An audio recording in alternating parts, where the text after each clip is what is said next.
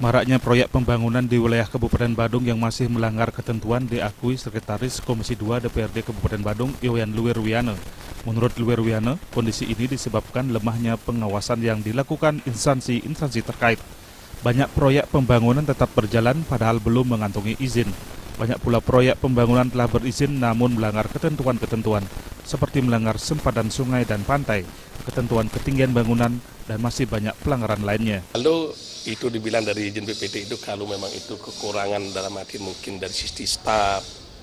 Kita ini di Badung kan kaya. Kalau perlu ditambahkan staf, ditambahkan aja sistem staf untuk pengawasan. Satu, instansi pemerintah terbawah itu kan ada kepala lingkungan, pengawasnya termasuk bendesa adat, termasuk LPM, termasuk kelurahan, punya transit kelurahan, itu harus bersinergi. Yang mengontrol pembangun yang ada di daerahnya masing-masing. Kan itu semestinya. Nah ini yang kurang harmonis seperti ini selama ini. Nah kalau di BPT itu memang kurang, pengawasan tambah aja. Untuk itu ke depan Luwerwiana berharap seluruh lapisan masyarakat bekerjasama dan berkoordinasi untuk melakukan pengawasan. Bila menemukan kecurigaan terjadinya pelanggaran, masyarakat dapat mengadu kepada Dewan maupun instansi terkait sehingga pelanggaran itu bisa ditindak sesuai hukum dan peraturan perundang-undangan yang berlaku. Alit Setiawan, Balik TV.